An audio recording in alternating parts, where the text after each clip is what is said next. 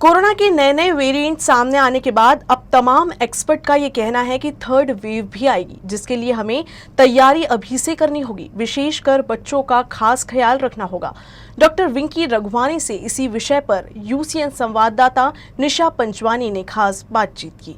पिछले साल है कोरोना के बाद किसी ने कल्पना भी नहीं की होगी कि दूसरी वेव कितनी हद तक की त्रासदी मचा सकती है, लेकिन अभी तीसरी वेव आने की बातें संभावनाएं व्यक्त की जा रही हैं और ख़ास तौर पर ये कहा जा रहा है कि ये बच्चों में सबसे ज़्यादा डेंजरस हो सकती है।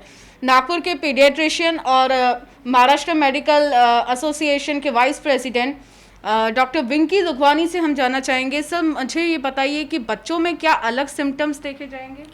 नहीं, देखिए, बच्चों में वैसे तो सिम्टम्स काफ़ी कॉमन होते हैं। जैसे हम जानते हैं कि बुखार होना, सर में दर्द होना, पेट में दर्द होना और ऐसे कमजोरी लगना। लेकिन कुछ बच्चों में स्पेशली वॉमिटिंग और लूज मोशंस, उल्टी और लूज मोशंस की जो है ऐसे शिकायत से काफ़ी बच्चे जो है वो आ रहे हैं। तो इस प्रकार से ये अलग सिम्टम्स जो हैं वो देखे गए हैं बच्चों में। सर, बच्चे तो जैसे मोस्टली पेरेंट्स पर डिपेंडेंट रहते हैं, तो अगर इसमें उन्हें अलग से आइसोलेट किया जाए और इसके लिए क्या ट्रीटमेंट प्रॉपर देना होगा? देखिए, बच्चों को, छोटे बच्चों को विशेषकर अगर उनको कोविड पॉजिटिव बच्चे रहते हैं तो उनको आइसोलेट करना बहुत कठिन होता है। तो माँ बाप को साथ में, पेरेंट्स को साथ में रहना पड़ता है। विशेषकर इसमें यह एहतियात बरतना पड़ेगा कि मास्क पहनना पड़ेगा सबको घर में। और सबसे जो इम्पोर्टेंट चीज़ है वो है कि जो ग्रैंड पेरेंट्स या एल्डरली लोग हैं, जो बड़े लोग हैं, उनको अलग आइसोलेट करना चाहिए। बच्चों को उनसे बिल्कुल मिलने नहीं देना चाहिए, जिसे हम रिवर्स आइसोलेशन कह सकते हैं। तो ये बहुत इंपॉर्टेंट है। अब जहाँ तक आपने ट्रीटमेंट का सवाल पूछा है, तो इसमें कैसा है कि बहुत सारी दवाइयाँ जो होती हैं, हमने सुनी है कोविड के लिए, जैसे कि फेबिफ्लू होती है, ये बाकी डॉक्सीसाइक्लिन होती है, अजिथ्रोमाइसिन होती है। ये सारी दवाइयाँ बच्चों में देने की आवश्यकता नहीं होती है। वैसे भी ये जो दवाइयाँ हैं बच्चों में रिकमेंडेड भी नहीं है। और कुछ जो इंजेक्शंस होते हैं, अगर बच्चों को हॉस्पिटलाइज करने की आवश्यकता पड़ती है तो ऐसी स्थिति में उनको कुछ इंजेक्शंस, जैसे रेमडेसिविर इंजेक्शन है, वो बच्चों में लगाई जा सकती है, लेकिन बहुत कम आवश्यकता पड़ती है। ऐसे बच्चों में जिनमें सीवियर डिजीज़ होती है उन्हीं में ही आवश्यकता पड़ती है। और बाकी जो इंजेक्शंस हैं, जैसे स्टेरॉयड यूज़ होता है या लो मोलिकुलर वेट हिपेरिन, जिसे बहुत जो हॉस्पिटलाइज पेशेंट्स में इस्तेमाल किए जाते हैं, तो इनकी आवश्यकता भी बच्चों में बहुत कम पड़ती है। कुल मिलाकर बच्चों में डिजीज़ जो होती है, बीमारी जो होती है कोविड की, वो सीवियर डिजीज़ बहुत रेयर होती है, बहुत कम होती है।